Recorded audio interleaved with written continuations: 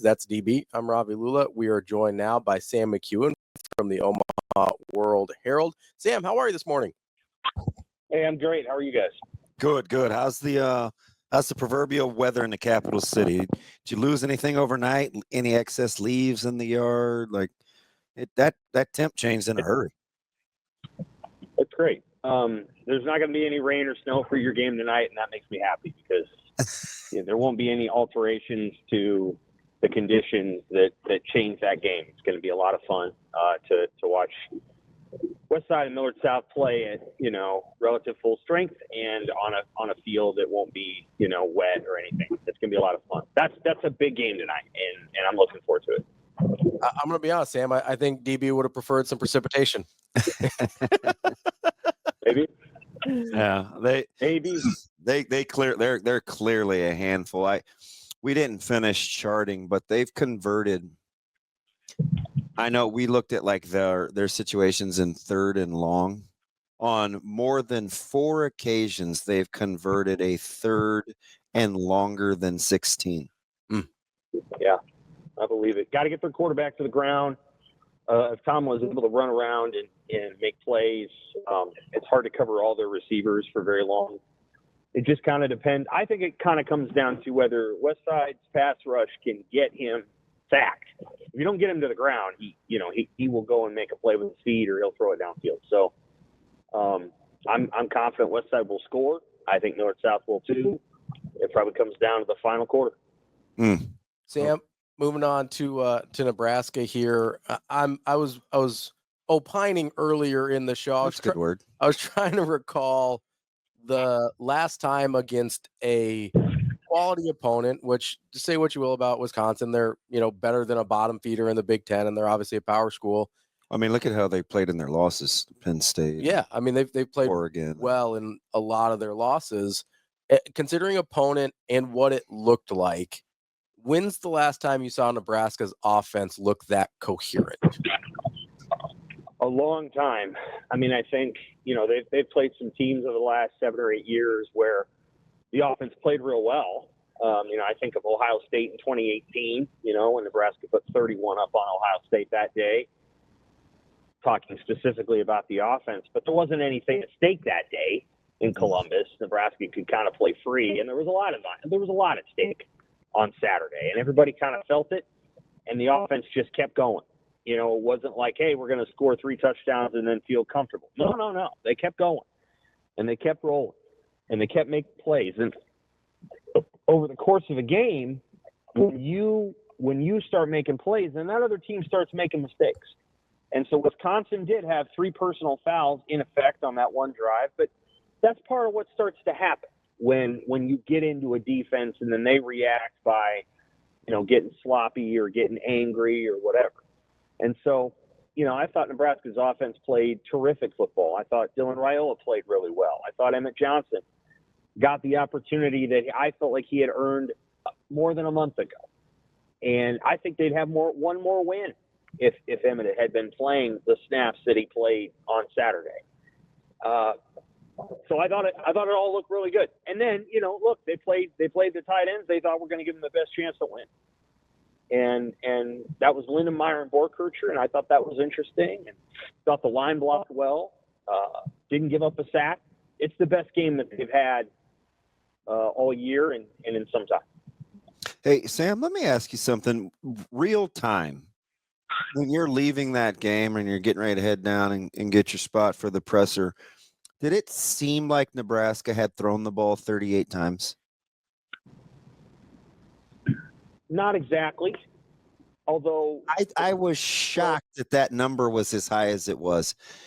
I knew they ran the ball 30 sometimes, but it didn't feel like they threw it that much. Yeah, I think that the kinds of throws that Raiola is making don't necessarily put the imprint on you quite as much as, and I'm not trying to knock Mike Riley, but in the Mike Riley era, they threw it downfield a lot. I mean, they were very aggressive during that era, and so each throw felt like it was a big into the air. And this was different. This was, hey, we're going to throw the ball. One of the throws was Ja'Cory Barney, that pitch pass, which is really just a run, but they call it a pass because the ball moves a half inch forward. And then they had a couple others that were just very short throws, controlled, mesh concepts, getting guys, open underneath, letting them run after that.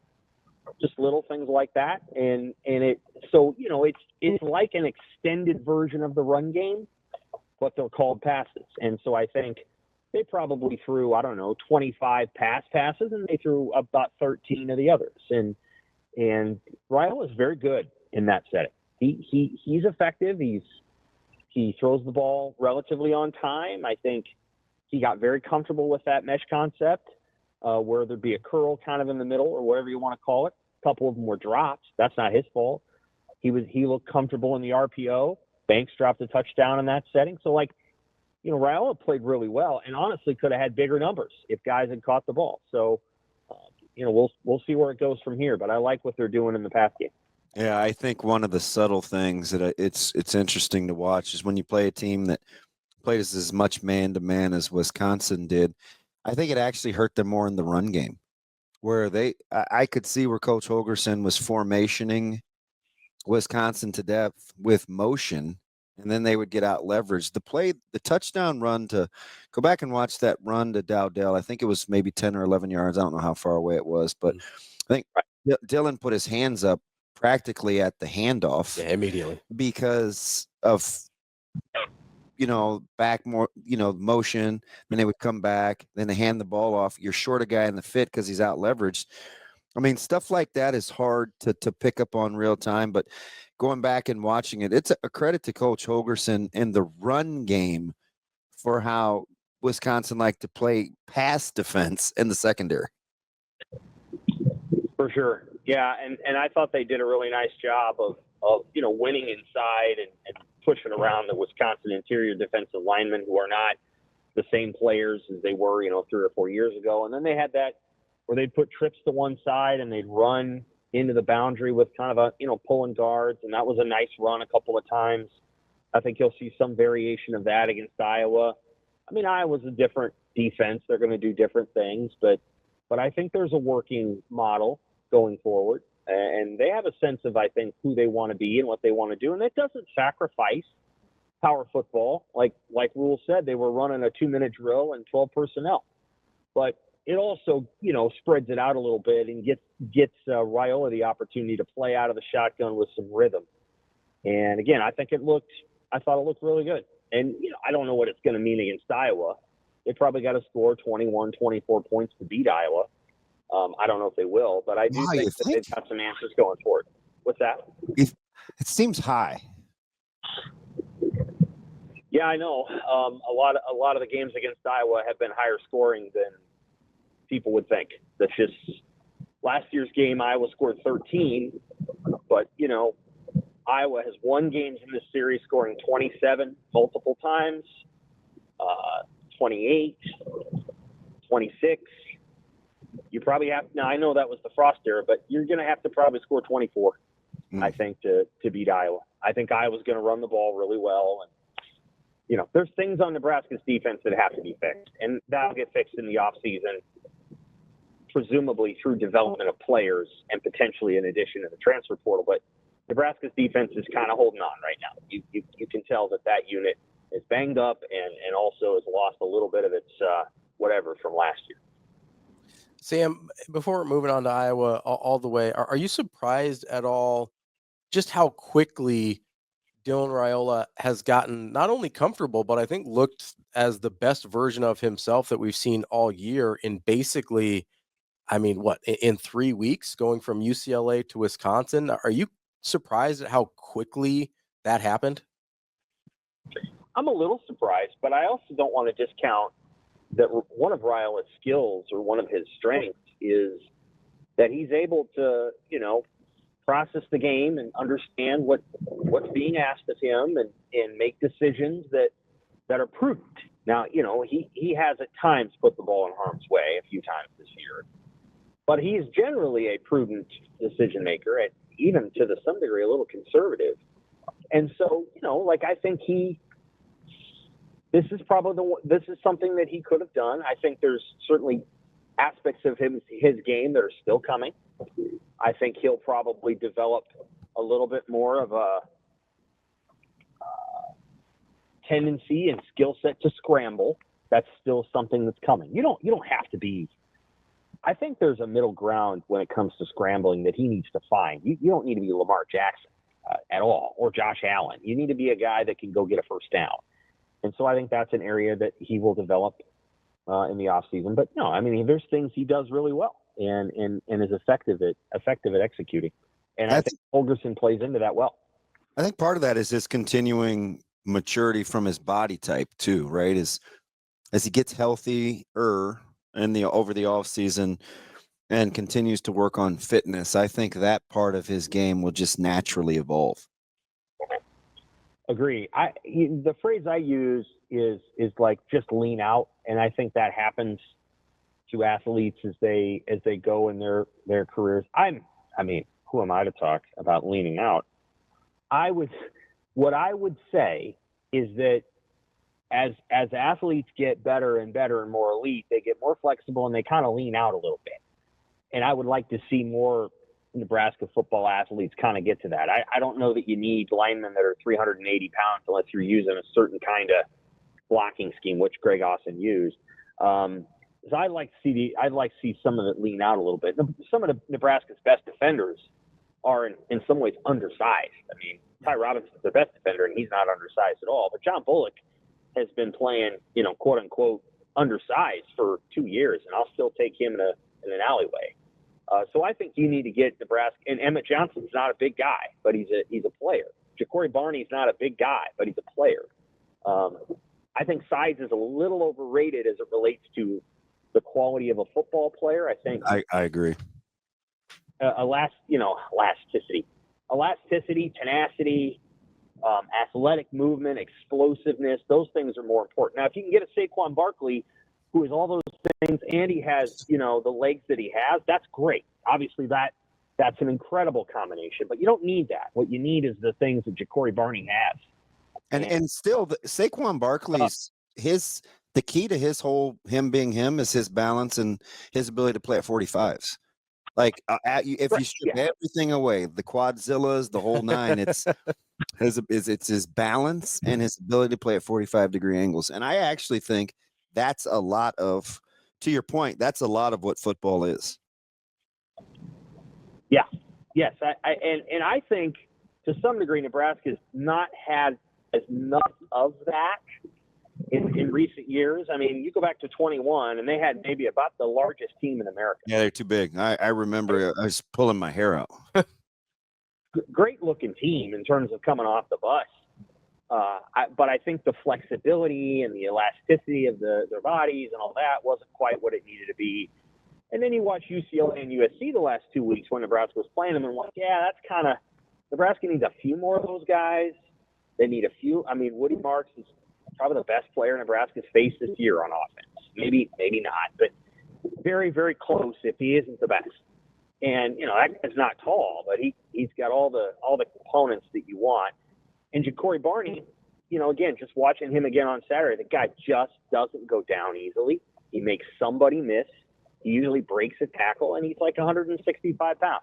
So you need guys like that. And kudos to Garrett McGuire, Matt Rule, and Phil Simpson when he was here for getting Barney on set. Now they got to pay him and keep him here because he's probably going to get some interest from his hometown school and other places. We're talking with Sam McKewon from the Omaha World Herald. Sam, I do want to talk about the secondary here for a minute because that was obviously, I mean, in my opinion, at least, that was the place that had the most concern on Saturday. As you're watching, whether it's the safeties or the corners, I know health has been a challenge in the secondary all year, but as you're kind of processing that in real time, how are you evaluating the play of the defensive backs? Well, when you gotta have a guy playing his first game of the year in the fourth quarter, that's tough. Bly Hill looks great. Obviously he needs time to acclimate to whatever the coverage scheme is. That's a tough spot to put a guy in. So, you'll like Isaac Gifford said, he'll ride with Bly Hill all day. It's not about the want to or the effort. He just got to get on the same page. I don't know exactly. They gave up. Let's see, they gave up 6 passes of 17 yards or longer. Mm-hmm. And that's a week after giving up whatever they gave to USC, five of those. They're banged up. It's you got guys playing really, really hard back there. They got to win. Now they get to play Iowa, which is a kind of a gift. I mean, Iowa's not very good throwing the ball, but it's just a unit that'll have to be rebuilt in the offseason and reimagined, and they got to get players developed. The bottom line is, if you got to put Bly Hill out there in that moment, that's a very tough spot for him to be in. Surprised that you can't get some of the other guys that you've been developing all year out there. Got to find a way, so on and so forth. I think they're going to be a very good secondary either in 25 or 26, but they need to develop some of the players on hand. And so once they've done all that, I think they're going to be in great shape. They're beat up back there. Those guys aren't going to talk about it, but I don't even know what Malcolm Hartzog's playing through. A lot. He's playing through a lot, and he's a tough guy. So you got to give him a lot of credit for battling, and Gifford for battling. And they need to develop some young players so they can take some of the load off of the starters. And Buford played well too. Marquise Buford's a tough guy, and it's good that he's coming back, because they're going to need a senior leader back there next season. Sam, how soon do you think? I get the whole 24-hour rule, but I almost felt guilty. I was talking to Ravi this morning in the opening segment. I'm like, and now on to Iowa. After you had just kind of cleared the 6-win thing, you can embrace the fact that for over 8 years, it was kind of the punchline, the running joke, the answer to trivia questions, and then kind of the duality of celebrating it, right? Because you don't want to celebrate 6 wins, but if you can joke about it and have it be all this angst and however long we were gripping over it, I get it, right? The flushing of that moment. How quickly do you think, or would you have shaken that monkey to move on to the next bear known as the Hawkeyes? I think some of those seniors probably savored Saturday night a lot. I'm guessing everybody was ready to move on very, very quickly, because once you have a little bit of success, what you get hungry for is more of it. And I think now they've got their bowl game, and I'm sure they're happy. I don't know how they're going to communicate it, but I'm going to guess that it filters through that building somehow. If you beat Iowa, guys, you're going to play on New Year's Eve or New Year's Day. Go get it done. Like, there's a sense of that. Like, this is they are, because of the weird way that the playoffs going to break out, I think you're going to see 4 teams from the Big Ten in the playoffs. The 5th team is Illinois, right? And USC is going to get pulled to a Pac-12 bowl, which I think USC will want. Even if they beat Notre Dame, I think USC will be like, yeah, we'd rather go play, over here where our fans will show up, as opposed to going to Florida where none of them will come. So I'm guessing that USC will apt for the West Coast thing, which leaves Nebraska, if they can beat Iowa, to play, in what used to be the Outback Bowl. I think it's called the ReliaQuest Bowl, against Oklahoma or LSU or Florida. I mean, that'd be a big deal. So I think there's a sense and understanding that they have a chance to actually finish this season with a real bang. If they beat Iowa and then they were to go to a bowl game like that and win that game, it'd feel like the whole thing flipped on its head.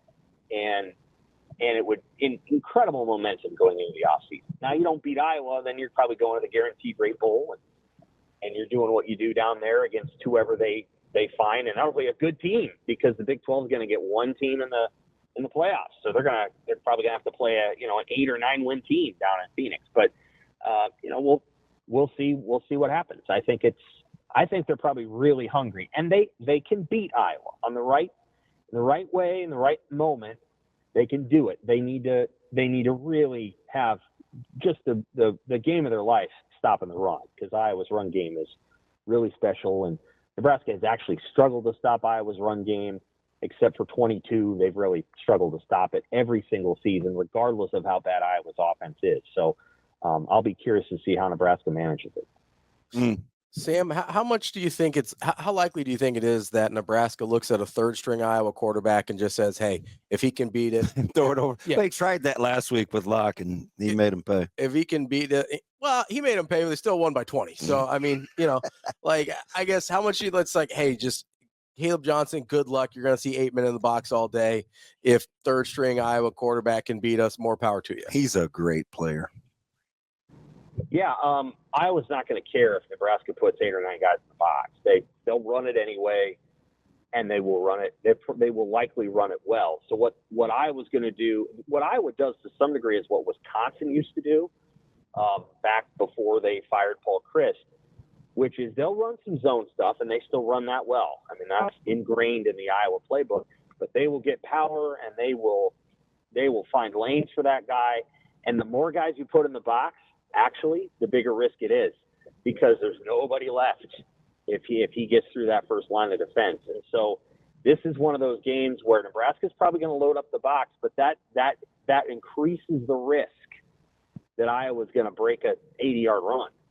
And so you have to be really, really sound when you're defending Iowa's run game. Sound in gap accountability, gap integrity, sound tackling, sound in pursuit angles, like the whole thing.